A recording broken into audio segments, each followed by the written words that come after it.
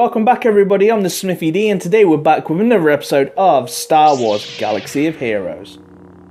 In this episode I'm going to work very hard to help you increase your arena rank and work towards characters that is not going to only benefit your squad now but is going to benefit your squad in the near future. B2 Super Battle Droid. This should be any player's priority that is free to play. This character is farmable from the Cantina nodes. This character has an AoE dispel and is able to inflict buff immunity for 2 turns. 100% turn meter whenever another ally is evaded or damaged by an attack. His AoE dispel called Mowdown has a free cooldown effect. So you can imagine how quick this character is going to get turned and how many times he's going to be doing his Mowdown AoE dispel. This character not only counters Baze, Stormtrooper, Sunfac, Han ST, but any character that is reliant on buffs. The way the meta is shifting, this character is going to be needed. If you haven't got this character, you're going to struggle to stay in your top 10. The great thing about this character is he has no real weakness yet. There is counter droid characters out there, but where do you see them sitting around the arena that's going to directly affect yourself? He is also a separatist character, so when the meta shifts and more separatist characters come out, he's going to fit right at home in that synergy. But synergy or no synergy, this character fits anywhere in any team. Jedi Knight Anakin Skywalker. This character is one of my favourites currently in game.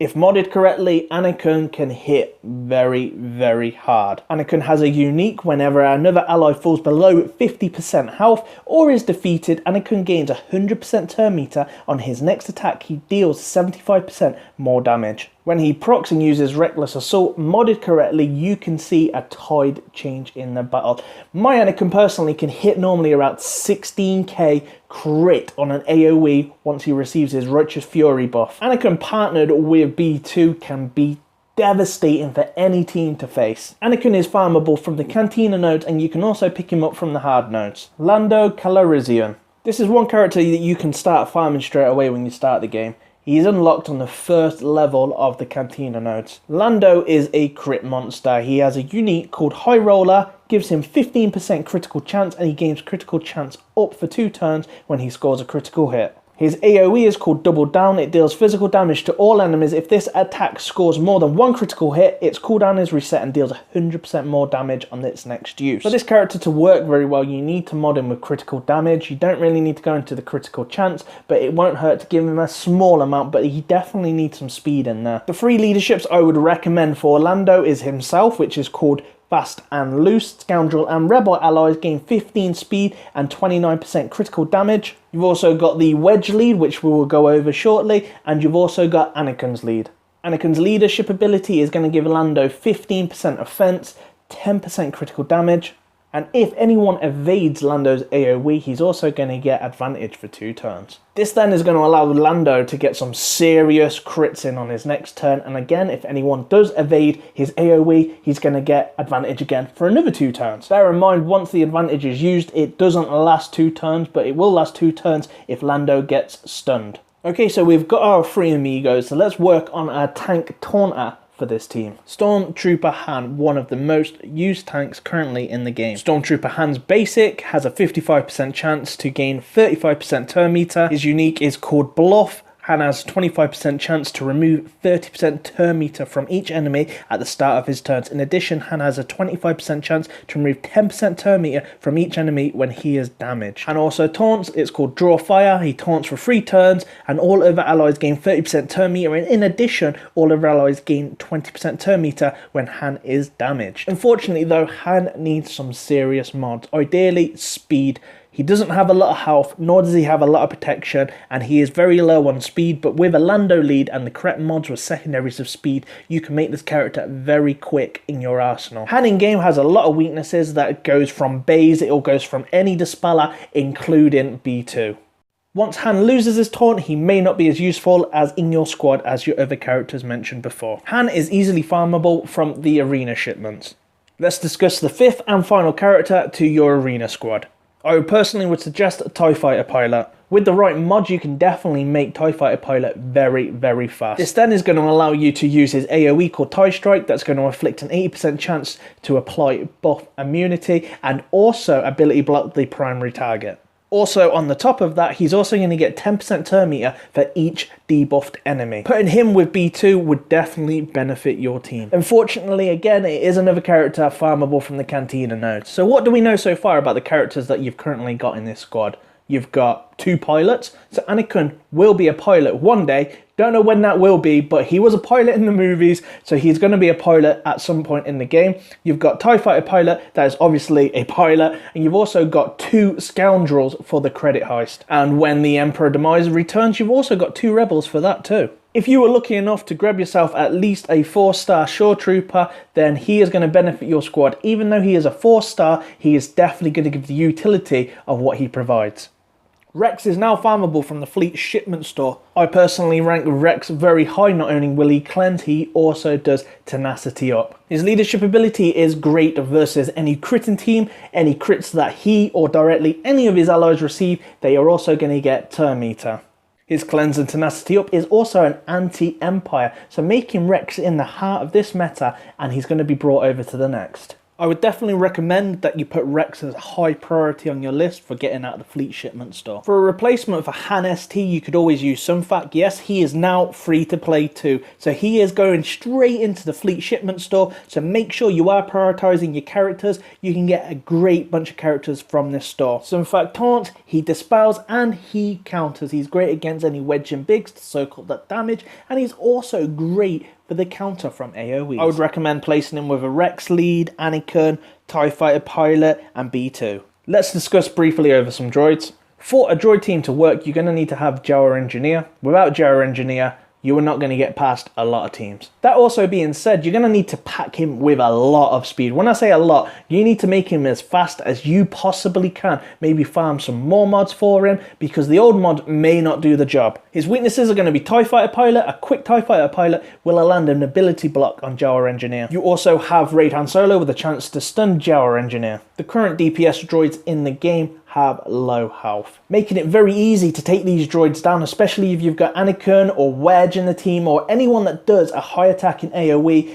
2 of them could easily end IG-88 and IG-86. I personally wouldn't use droids in the arena because they don't seem to really hold their rank, especially with the AIs controlling them. It doesn't work as well. The biggest issue with droids is the flexibility. There's not many droids currently running around in the game, so when you build an ultimate droid squad, there's always going to be somebody else that has rebels, for example, that has a variety of characters, or even Empire, where they can choose from a big selection. This unfortunately makes droids strong today but weak tomorrow. By all means, this could all change if a new droid is released, but what are the chances that it would be straight away free to play? It may be a Chromium exclusive. Wedge and Bigs are definitely worth the farm. They have the greatest synergy in the game to date. Rebel teams are definitely great, and they are the meta at the moment. I would always advise farming Wedge and Biggs. Not only are they pilots, but they have some great synergy together. Wedge's leadership ability is definitely a game changer for Rebels. Another great squad would be followed by a Wedge lead, a Biggs, a Lando, Han ST, and B2. This team is going to soak up that Rebel synergy. You could decide if you had a Lando lead to get that extra speed, or use Wedge. The reason why it's so great to have these Rebels is for the Emperor's Demise. Emperor's Demise is where you get an exclusive Emperor Palpatine. A lot got 7-star, but also a lot didn't get a 7-star, and they're currently sitting on a 5-star, 6-star, or don't have Emperor Palpatine at all. My personal prediction is this will be back either on the anniversary date, which is on the 24th of November, or it's going to be the release of Rogue One. This is only a prediction, and it doesn't mean it's true, but it's definitely worth having them 5 Rebels for this event. A perfect Empire team is going to require Emperor Palpatine leadership. Without Emperor Palpatine being in the team, which you can only get from Emperor's Demise, the Emperor team is nowhere near as good. With an Empire team including TIE Fighter pilot, Darth Vader, Stormtrooper if you've currently got him. Again, this team is worth having B2 in this team. Empire teams rely heavily on debuffs and get turn meter from this under a Palpatine lead. The way that I would deal with an Empire team is either using Rex or using a Yoda.